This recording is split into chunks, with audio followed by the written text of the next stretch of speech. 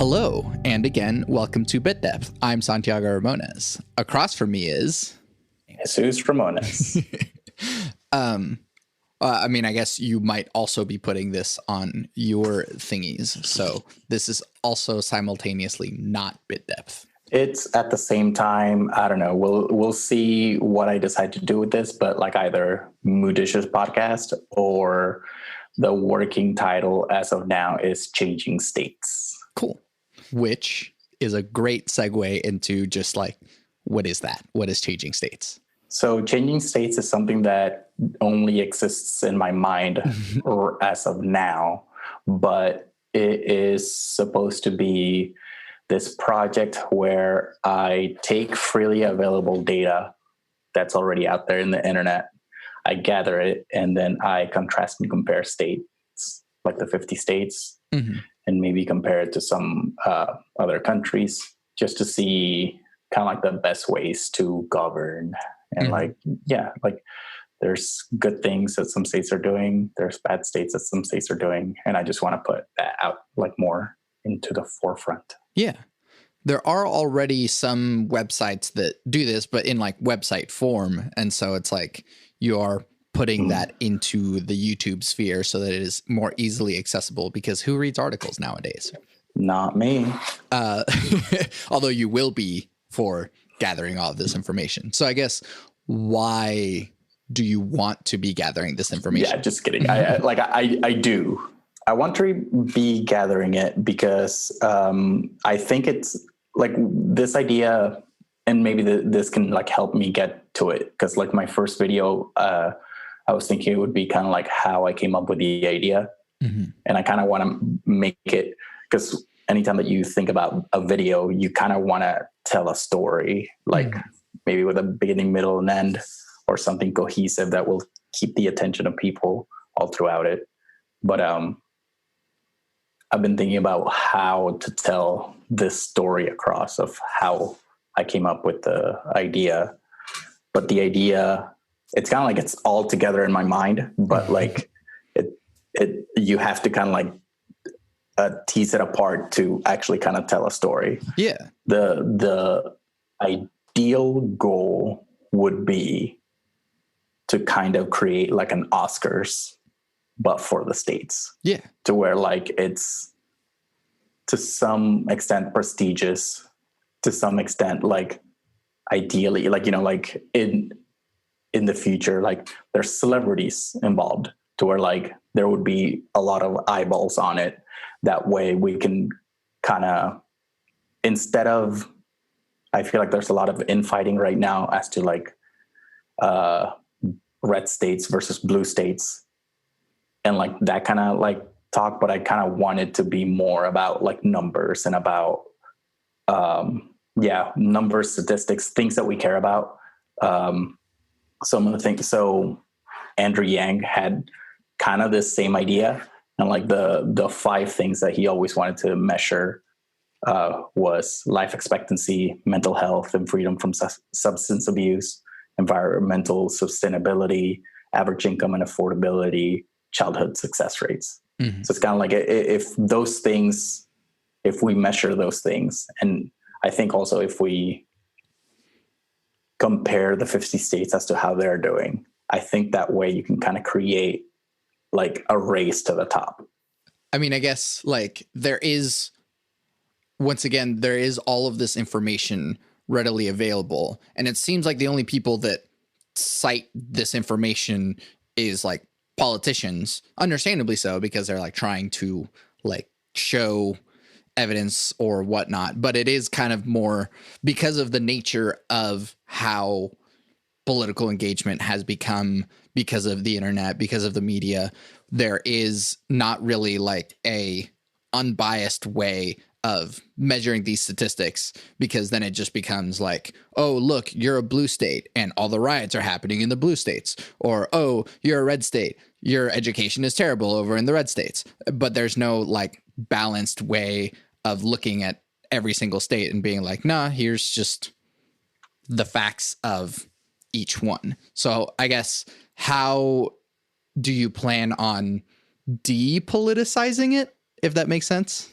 Yeah, I think also it's not all together, right? Like we have all these numbers, but it's not all together. They just get cited here and there when somebody wants to make a point, but it's not all in one place presented to you. And like I think even when politicians like cite one of these statistics, it's just to make a point, and it's not really a full picture. Yeah, so that's kind of the idea. Because also, I don't think that politicians really use these numbers as a measure of how good they are governing. Like it's more like the people that use these numbers are like, like schools and statisticians and like economists, and those aren't really the people that are. It's almost like a backstory thing. Like it's in the background. Some people know about these, but those numbers aren't really influencing the way that we govern. Yeah. And it is, I guess, this idea of like ivory towers of like, I think one of the better examples is one that I think you've talked to me about or talked about in general, is that like you studied psychology, and the ivory tower of psychology says that like this is the best way that people learn, and we are teaching you this in school in the worst way that people learn. And so it's like the psychology department isn't talking to the education department, and like the education department has their own sort of rules and bureaucracy that they're using, and then psychology is over here like, well, this is what the research shows. And so it's like, in the same way, if you apply it to these state statistics, you can be like, well, we can see how, you know, this decision caused these sorts of things, and instead it seems like a lot of decisions are made just because it is politically I don't know, exciting to do so in certain cases.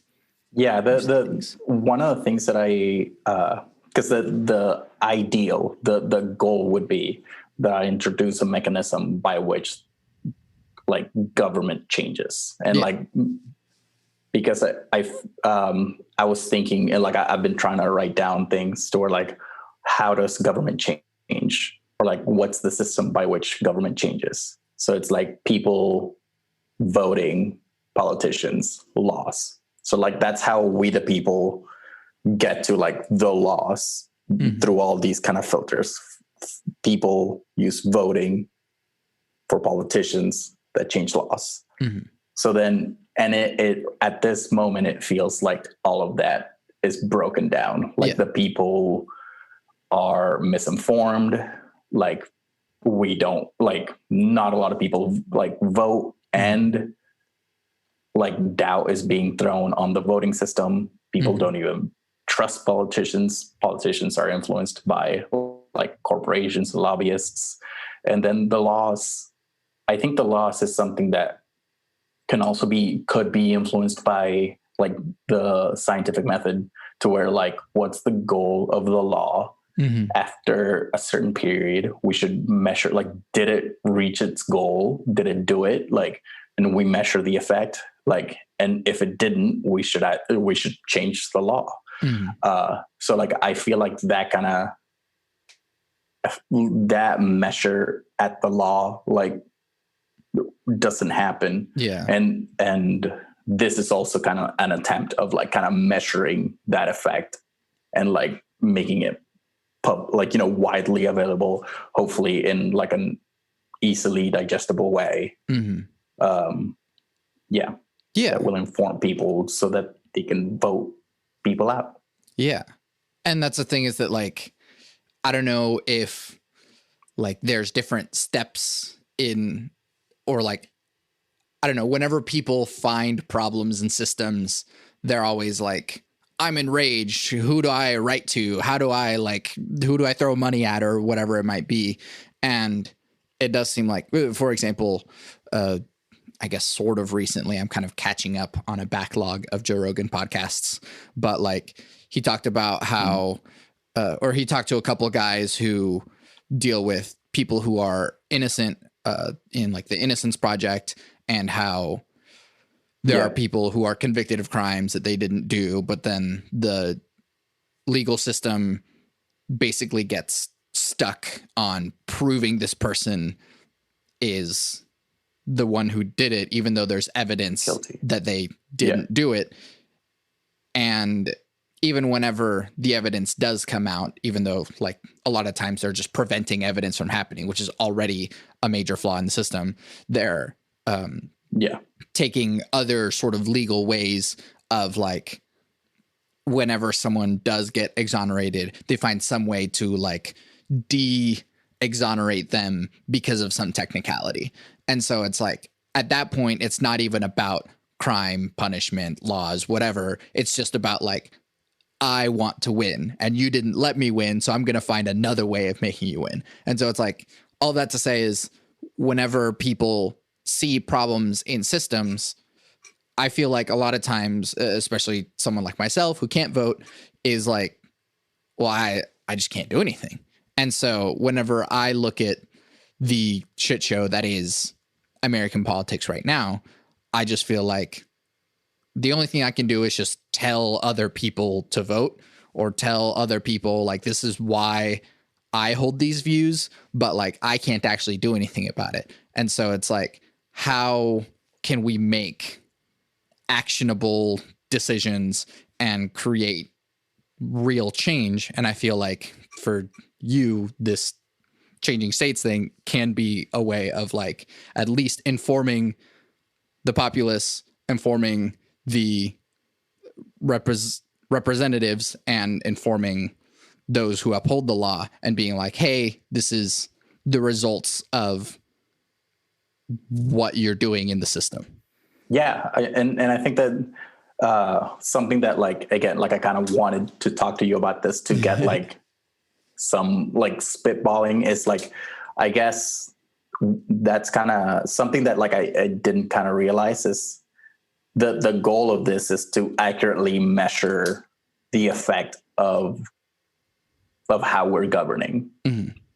Because it doesn't feel like we're doing this. I feel like the population is like, things are getting worse, right? And like, yeah, things are getting worse. And like, but like, we're also getting at the same time as like, but GDP is great. So like, you know, like in unemployment isn't as bad as it could be. Like, so like we're getting these numbers like from like the governments. Cause I mean, I want to say Trump, but also like under Obama, like he also used GDP as a measure of how well we're doing.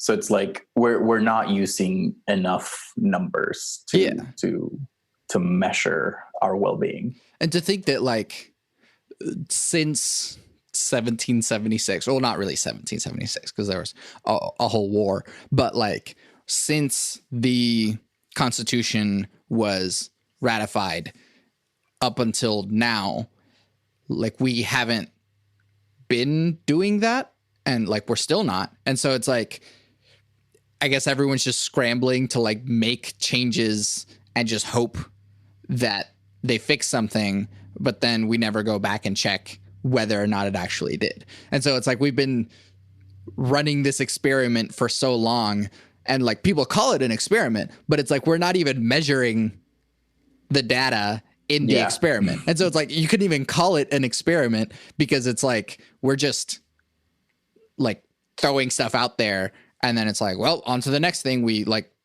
did the thing that we thought was going to fix the thing. So I don't know. Oh, so I'm getting more just like riled up, but I should just, what was it that you were trying to think about in sort of communicating this information? Yeah. And yeah, thinking, I think also like that's something that I thought about, and like kind of I told you about in psychology, to where like for my master's, like what I mainly did was just read a bunch of like research articles and kind of like learning to dissect them and stuff like that. And just like finding out that like we know how to do things. We know how to measure things. We know how to, like, the scientific method works. The main thing is implementation. And I think that, like, both in research, it's kind of like, if the main incentive that, like, society is working on is money. Money's so easily, like, measurable. So to that, like, if you have a lot of money, you're doing it, you're winning. So in politics, in, like, the private sector as well, like, it's like the more money the better. So then that's kind of like all these organisms that we're, like, creating are just like meta organisms, like these organisms made up of humans, like, which are institutions, like, and these meta organisms are just like just trying to suck up, like, money out of the system. And so, I mean, that's kind of what's affecting, like,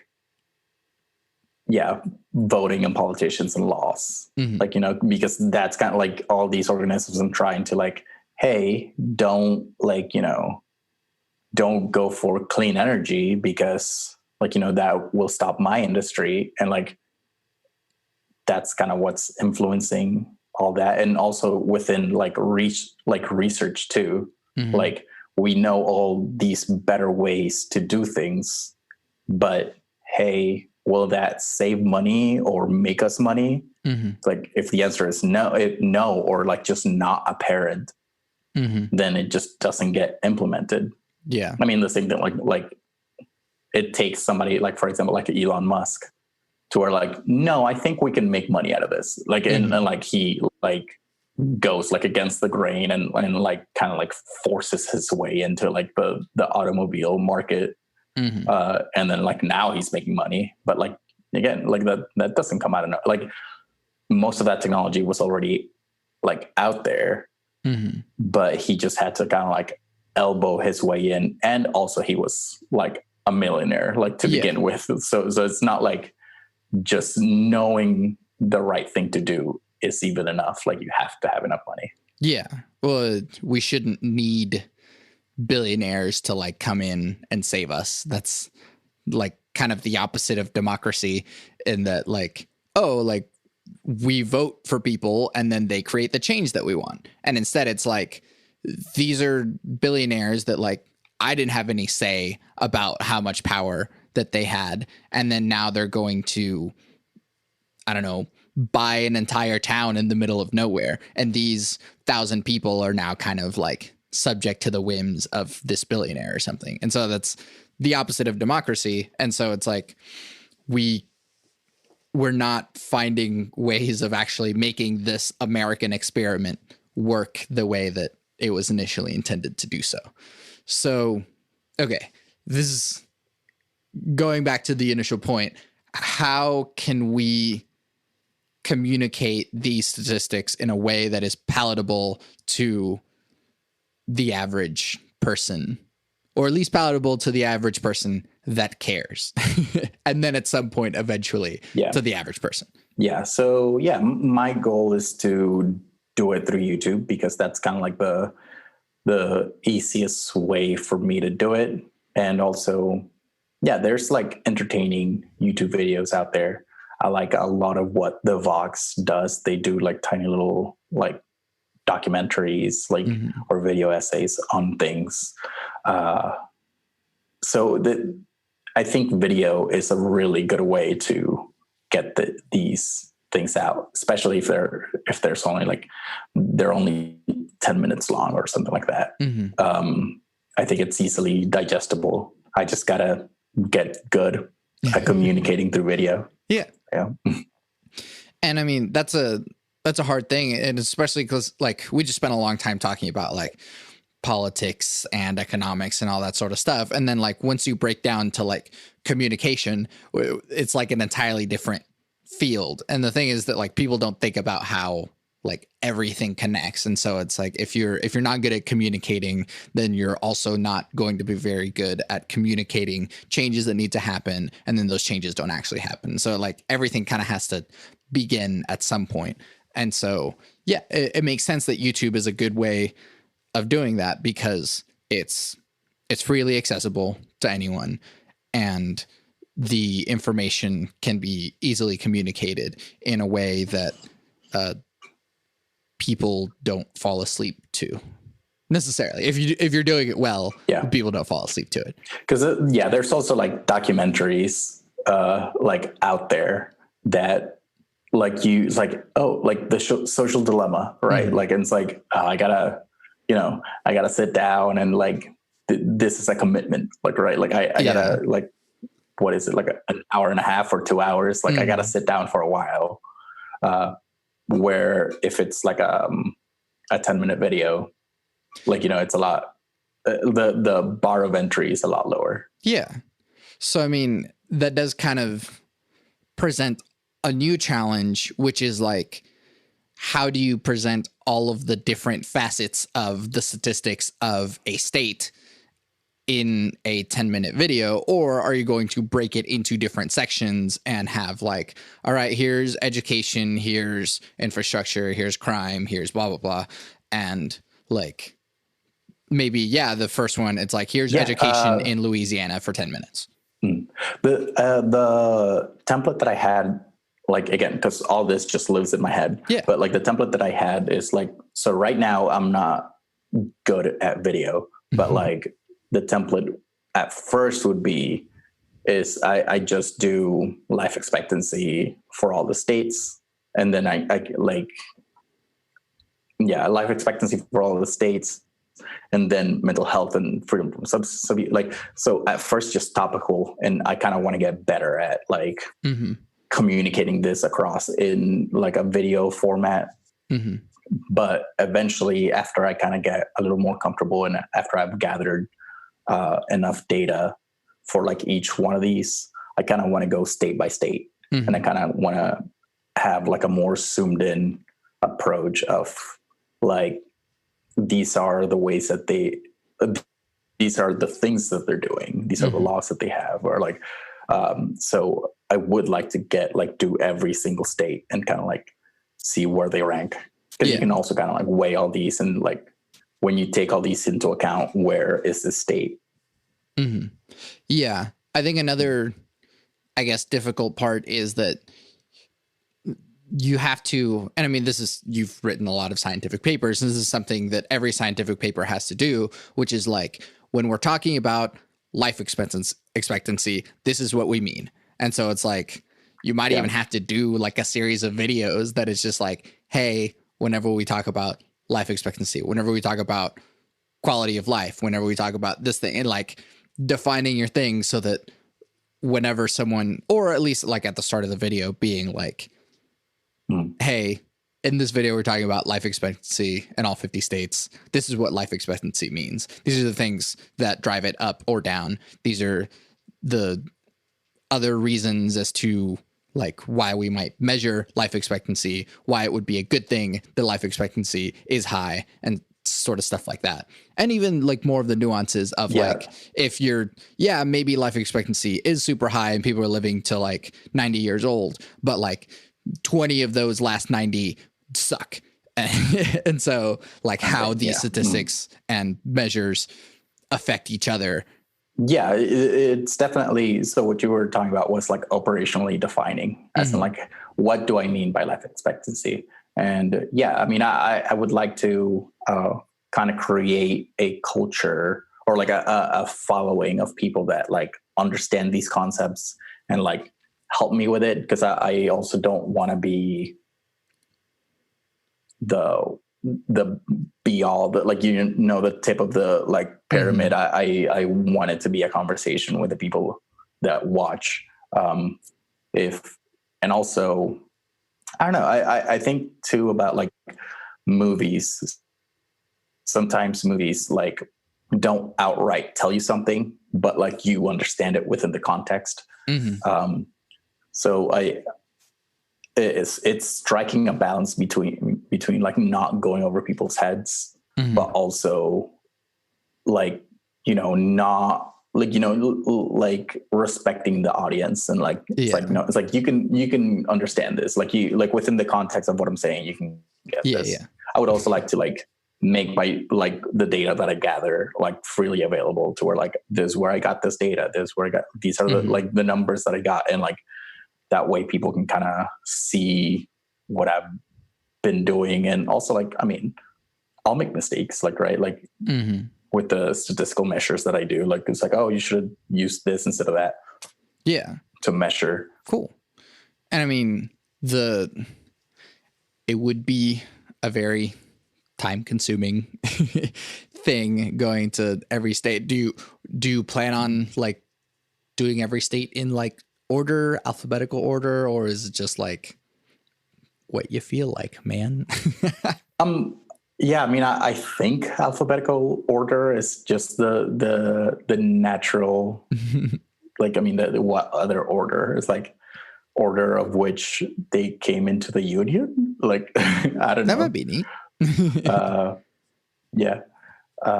Which would be like kind of like eastward, like, you know, going westward. Do you think that there's, I mean, I guess eventually you're going to have to like keep updating your formats and stuff like that. So like where do you want to start as far as what it looks like and feels like? Yeah, I mean, I think right now it's going to look like a dumpster fire because I don't know, like, you know, motion graphics and stuff like that. Like the goal is to look somewhat like these people that I really admire, like people from the Vox, like I'm going to start like throwing out names, but like Joss Fong, Johnny Harris, like there's these like people that like make really good videos on there, on YouTube, that like I would love to like eventually get on that level. But yeah, I feel like at first I just got to start, right? Like I just got to like start. I don't know if it's just like me like talking to the camera and like I just switch the camera just to look at the like statistics. But yeah. Yeah. And I also think that there's some kind of, I don't know, leeway with that. I feel like, I mean, Wisecrack has had to switch to remote, and some of these hosts are just kind of in their bedroom, and like whenever it cuts to a shot of them, it's like them talking to the mic with headphones like we are now, and like you can see like their background behind them, and it's like, oh cool, they have like books and stuff. And it's like even looking at your setup in your room right now, it's like, oh, that looks pretty good, like it. And so you don't necessarily have to get like a full-on green screen and stuff and just like make it super professional, because I think people, there's a balance to be struck between like hyper professional, and if it looks like a TV anchor set, like a news anchor set or something, versus like I'm walking down the street recording on my phone or something, and that's like a very different sort of feel. But like I think there is a level of humanity that is at least presented whenever it's like, here's just my room that my computer is in, and like you can see the like there's a computer and like some guitars and stuff like that in my room, and it's like, oh cool, and it feels a little bit more relatable as opposed to like seeing a news anchor and it's like, I don't know anything about this human. Do they like? Oh yeah, also like yeah, I wasn't thinking about like me being a news anchor. I was thinking more of that kind of like Wisecrack. Wisecrack's a little, I guess maybe I could, because with Wisecrack, it's they make videos about like culture and like movies and shows. So they have a lot to like kind of clip in and like, you know, videos of the shows. But when I'm talking about statistics, I'd have to get a little more creative to where like, do I clip in like videos of like the news and like videos of like politicians talking and stuff like that, which again is like editing intensive. Yes. If I'm like trying to like look for these videos, clip out, like, you know, look for the clip that I want recorded, clip it out, insert it, and like, you know, it's editing intensive for a one-man operation, right? And also a noob one-man operation. Yeah. I mean, something I've kind of come to find is that, like, I don't know if there's like a more legit way of doing these things, but like there are times where it's like, I need this clip, I'm just gonna steal it. So it's like, I don't know, like there is some sort of like fair use sort of thing, and it's like, hey, I can have like, I don't know, I think it's like 10 seconds or something to like insert into here, or if it's publicly available like as a trailer or something, then you can use scenes from a trailer, which I've seen like a lot of like movie and film commentary doing. But it's like, do you just steal it from YouTube? Because like there is just like, hey, a YouTube downloader thing, or you put in the URL and it's like you're just stealing it. I don't know if there's like another way that people do it, but that's the way that I've had to do it. Yeah. Or screen record, which is like kind of lesser quality anyway. So I think it'd be better to just steal the video, unfortunately. Yeah. I mean, there's that. If there is some other way, I don't know. There's also these, they're like Getty images, but like also for video. So it's like if I want to talk about like kind of more general things, I could do that to like up the look of my videos. Yeah, there's a lot of stock footage, and I mean, you can subscribe to a stock footage like thing, which is another monthly cost sort of thing. And it's like, it's kind of funny because on some of these videos, like you're talking about like all these different YouTubers that do this sort of thing, like you do start seeing like the same like characters pop up in like, it's just like a guy who did like a stock photo shoot, and like they just keep using this same guy to represent like a guy not being able to hold limes. Yeah, or something like that, where it's like, here's just, we had some stock photos, and because it's the stock photo, we're just going to keep using it for everything. Yeah. So, I mean, I don't know, like, and in the same way that a lot of documentaries do this too, where it's like, oh, we're talking about pharmaceuticals. And so here's like all of the like super bright white, like labs and like pills pouring into things and a centrifuge and stuff like that. And it's like, oh, we're talking about pills right now. So here's like all of the things that we associate pharmaceuticals with. And that's, I mean, which also you kind of like you want to do, because you want like it to be visually changing and visually like taking like, your attention on a ride, as opposed to like if it's just me talking to a camera, like it's less, I mean, I'm beautiful, but like, you get bored of me fast. Sure. But I mean, it's like navigating that balance of like, all right, now this just looks like a news show. And it is like kind of the concept of it kind of is a news show. You're presenting information through a talking head and information on the screen, which is, documentary or news or whatever that sort of thing is. It's just that these sorts of things are representative of a greater thing.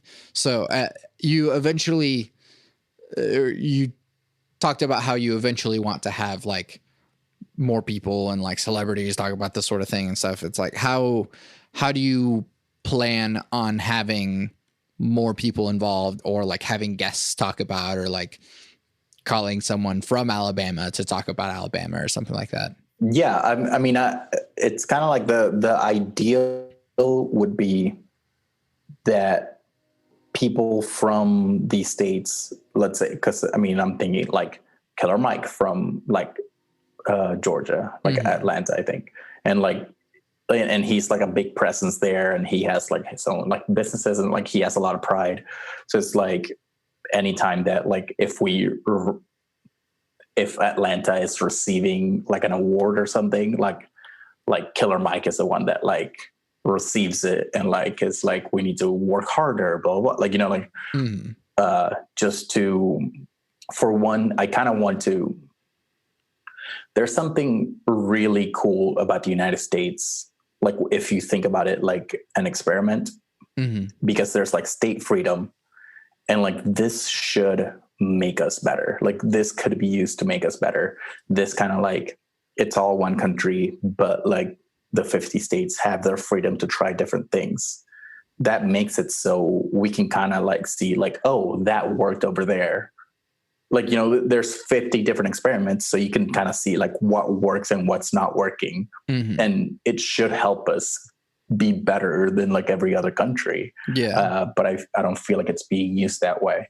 So I think that if I were to eventually get like, you know, enough eyeballs on it, and if celebrities would want to get involved in kind of like that kind of way, to where like maybe like I just saw that Leonardo DiCaprio did an episode of Explained from, it's like this documentary series from the Vox, and like he was the one that narrated it. So it's like if on the like, you know, on the California episode, like Leonardo DiCaprio wants to narrate it, or like, you know, like celebrities kind of want to get involved in their own way, or like in accepting their like the state's award for education or whatever. Like I think it'd be cool, like, you know, like just whatever way we can kind of like put more eyeballs into this. And also, I think we've talked about it before, but like it also kind of reminds me of the motherfucker awards that Chris Ryan and I forget Kyle Tierman put together, and being like, hey, these are the corporations that are like fucking up Mother Earth the most. And in the same way, they have like an award show that they like get different people to accept these awards on the behalf of these companies, even though they're not really working for that company. But it's like, by sort of pointing this stuff out and kind of making a show of it, we're able to be like, hey, these are the worst, and these are the like people that need to improve. And so, you can do that same thing state by state.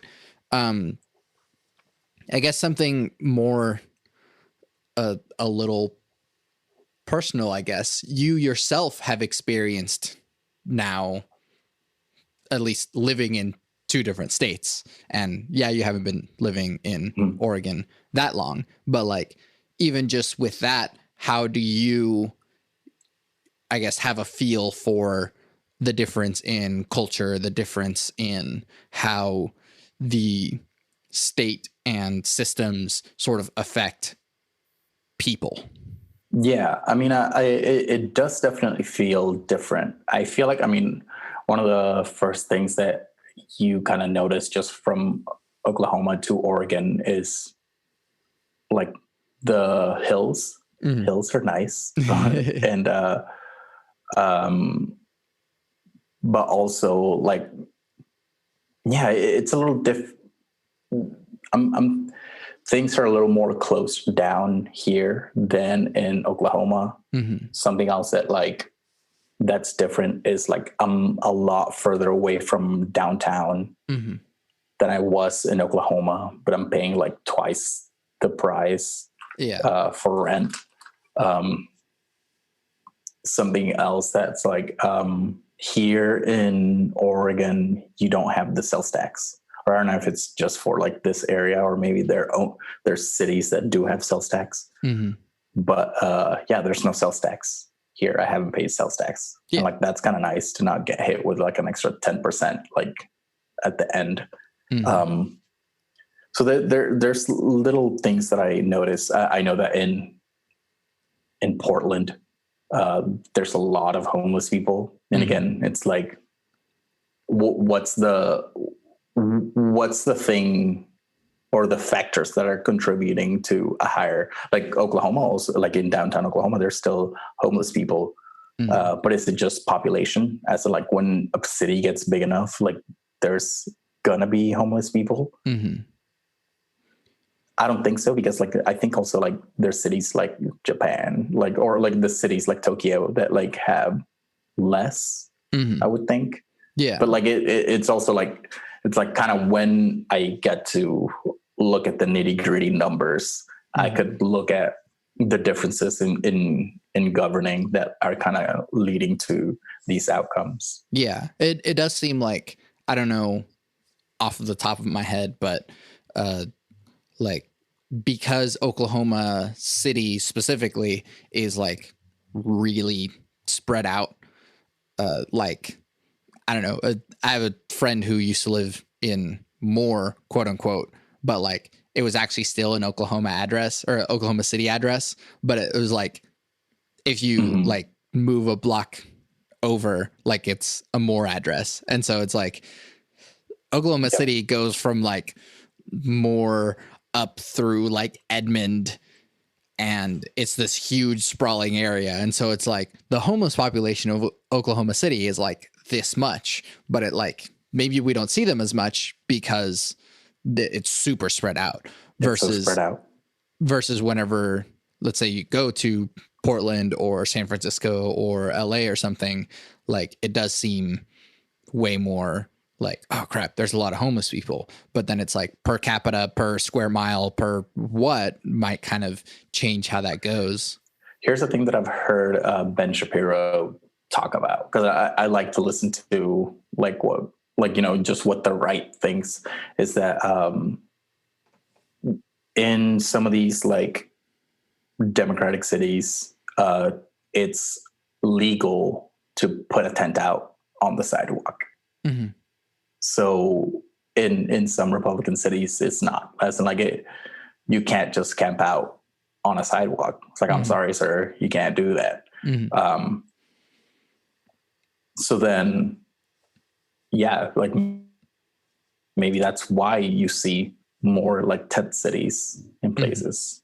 Yeah. Well, I mean, in Oklahoma, there are tent cities. You just don't see them because they're like either in places that people don't go to because people don't like going over there, or they're hidden in between like the trees and stuff. And so it's like, oh, there's a creek that runs through this area or something, and there's like a bunch of homeless people in there. You just never see them when you drive by because you don't look in there.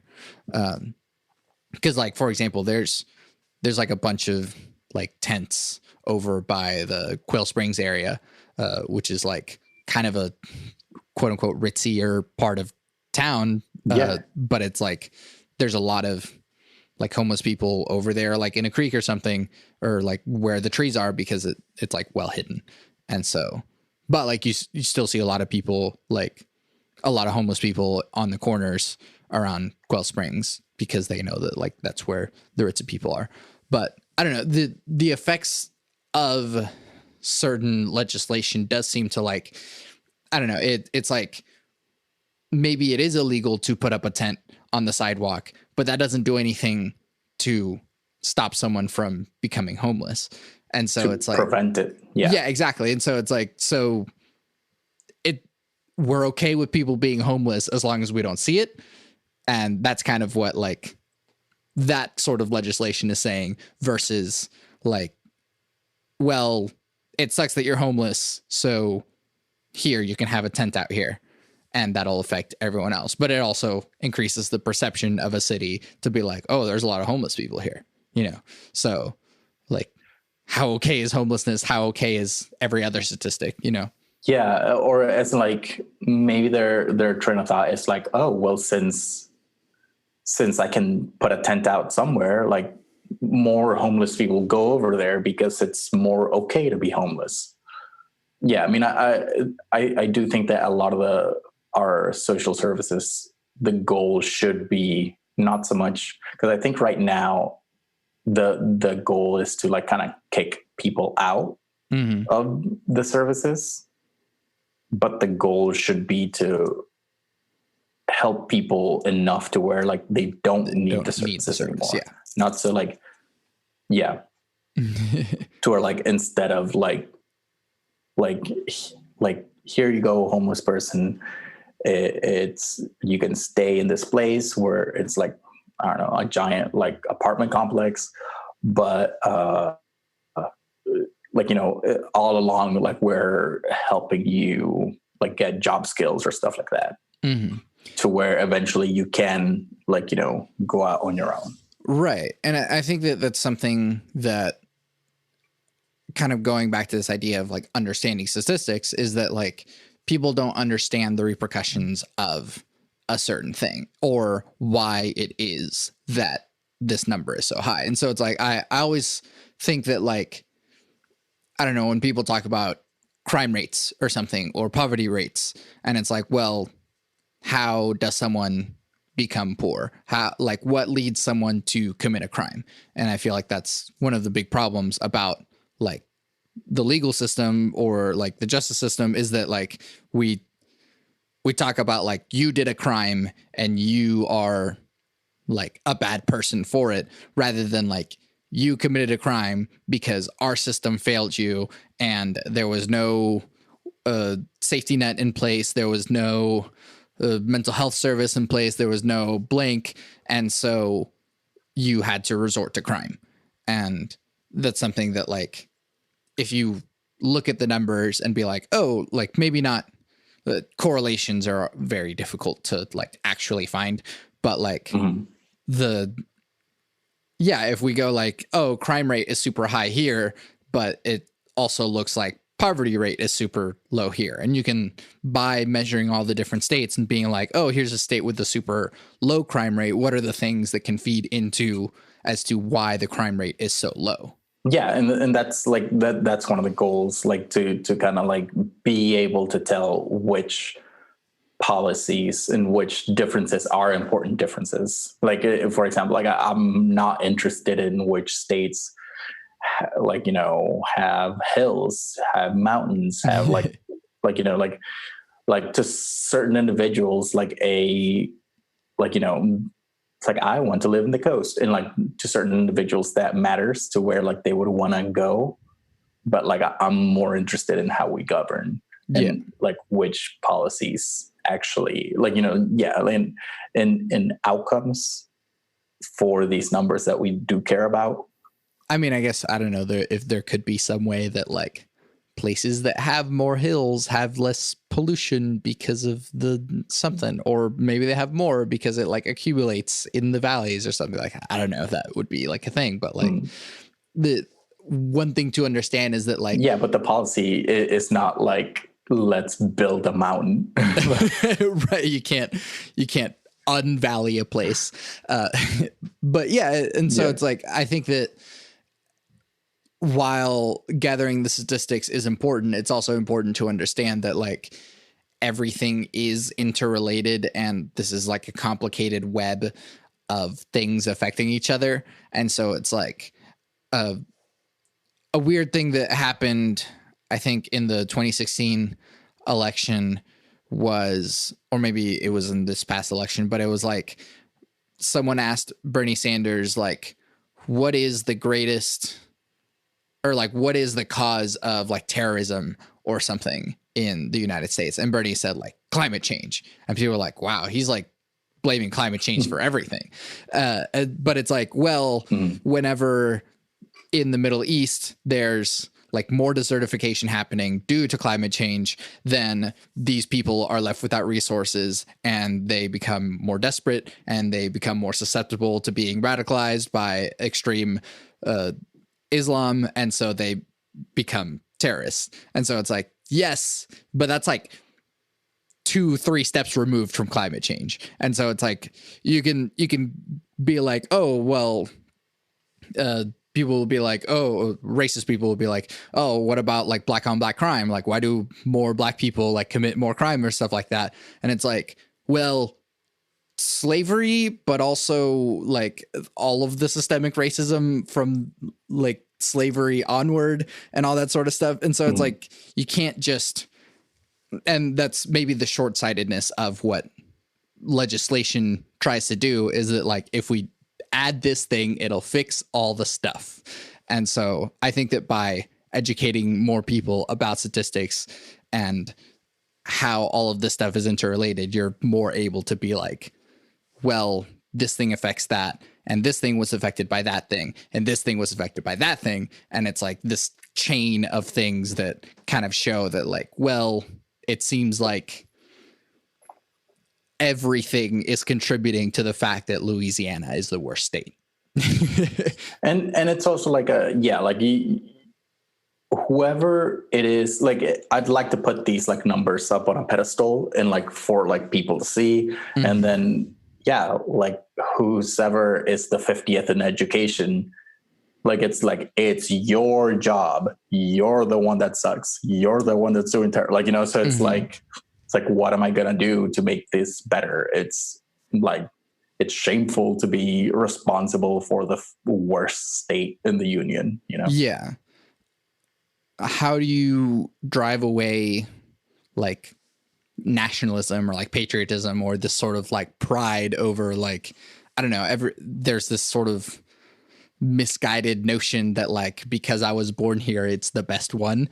And so it's like, how do you make people go like, instead of going, I was born here, therefore it's the best, but going, I live here and I want to make it better, therefore we have to acknowledge all these problems. Yeah. And there's also like there's like a state that may be the worst in like there's like different like categories that I would like to like give awards for. I would also like to give awards for like the most improvement, like in certain areas. Like, so yeah, if you like, go up like, 4 or 5 ranks, like, it's like I would like, even if you're still like 50th, but if, or if you're 40th, but if last year you were 50th, like that's like, like a great improvement. I mean, to some extent, I do want to create a little bit of a like pride over people's states. I want people to like kind of take ownership over their state and over like, like we can make our state better. And hopefully it's kind of like baseball or like, like football to where like we all like baseball, like in my team, like, and people are proud of their team and people can still find camaraderie over like baseball. So it's kind of like the same thing to where like people take pride over their state, but like it's like people find camaraderie over like we're all American. But the difference also being that like they can actually make a change in their state, as opposed to like you can be a really big OU fan, but like that's not going to make OU any better at the sport, like at like winning football tournaments. Or I haven't kept up with sports in a long time, so I don't know the words. It's also the like it to some extent it kind of does. It's kind of like because a lot of people look at OU, like more people want to go to OU, the university, and OU like football team can get a lot of money. Like, and so it's like, because there's more attention in that, like more money kind of flows to it. So like ideally, if I put more attention into like these statistics, then more attention and money can go into doing these things better. And it's also like, I don't know, like thinking about left and right, I kind of don't look at myself as like left or right. I think about it more of like a scientific thing, as in like, is this because a lot of what the right does is like the government isn't good at this thing. And like the answer shouldn't be like, okay, so let's not do it. The answer should be like, let's do it better.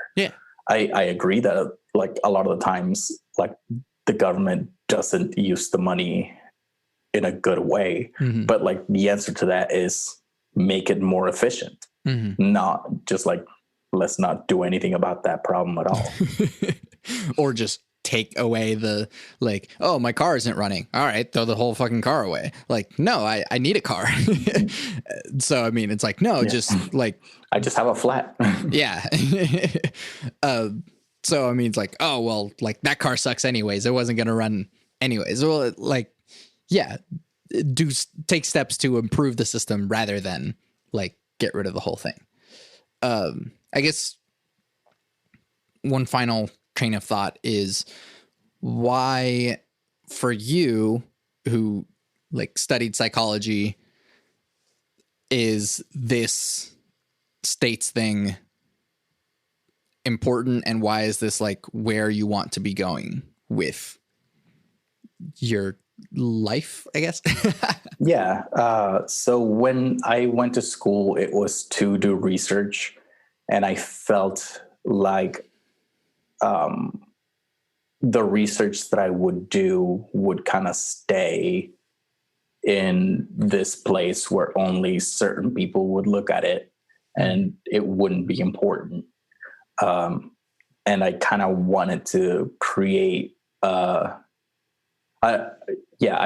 didn't want research to just be for other researchers. I wanted to create like a pipeline from things that we find out to like the masses. Mm-hmm. So yeah, I find that right now, if I were to work on research, it like, it almost isn't like, if I find out something really important, unless it makes somebody money, it wouldn't be implemented.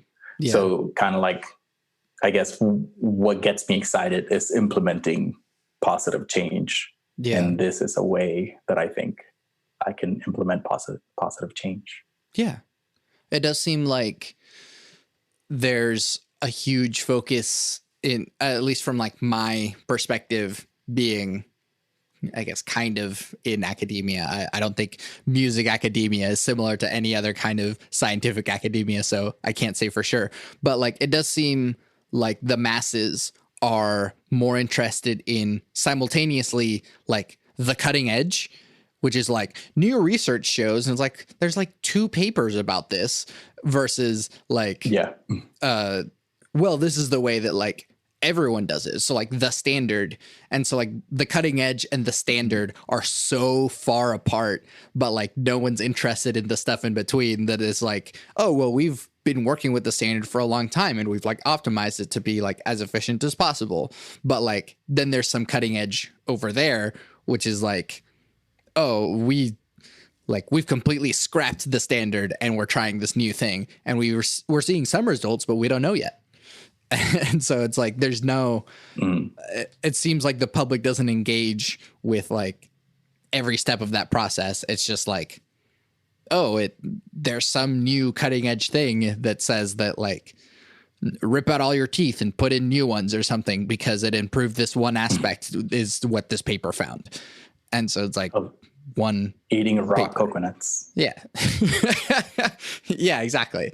So I mean, like, I guess it is nice to know that like there's some way of reaching or like bridging that gap between the cutting edge or even just what the research is showing and then applying that to systems. How do you think we can cut through bureaucracy? Because it does seem like a lot of stuff just gets stuck in the rules. Yeah, I think that like it's mainly through, I think hopefully, and I mean, this would be the drum that I like keep on beating on, is like efficiency and like measuring the right things to where like because it's not just through the 50 different states. Like I also want to compare like, other countries that are doing better,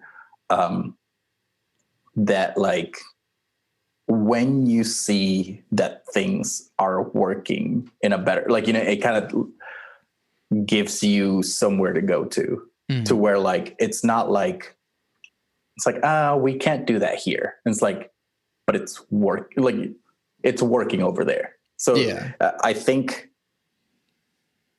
like as soon as a light gets shown either on things that are working, I feel like bureaucracy should like give way to the better things. And if not, then like within the 50 states, it's like, okay, you can be the 50th and blank. Like, like if you're unwilling to change. Like, you know, Yeah.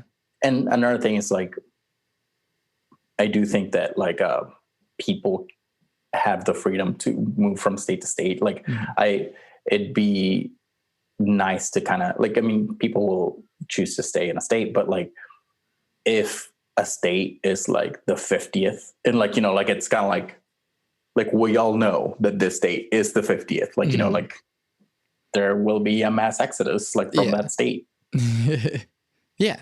And I mean, if the people governing that state are like, screw you, like, we're not going to do anything about it, then it's like, yeah, all right, we'll just leave. And which is fine because like, the United States is like 50 almost sovereign nations anyways, but it's not as difficult as, it's not as difficult to move between state to state as it is country to country. Yeah. And ideally, I mean, that's also something that we would want is to, like an ideal state is like where you can move to that state and like you can find work right away and like you can find a well-paying job, like and like good school system. So if it's like, this is the state where you can do that and you are in the worst state for that, like, you know, people will leave. Whereas like right now, I feel like people kind of like go on hunches. Like, you know, it's not as informed by the numbers as it could be. Yeah.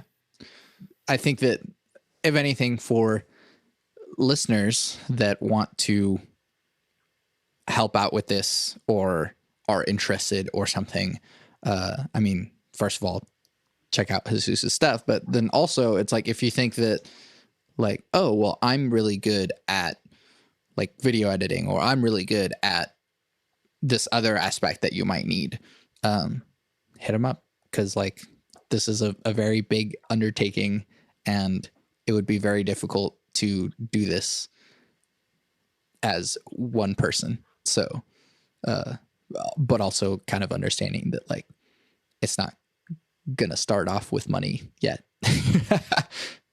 Yes. But yeah. I mean, people could contact me by following me on Instagram or Twitter, at Muditious, Muditious. Yeah. I'm Santiago Ramones. I'm Jesus Ramones. You can find everything that I do on my website, santiagoramones.com. I make music. Bloom is available now, streaming everywhere.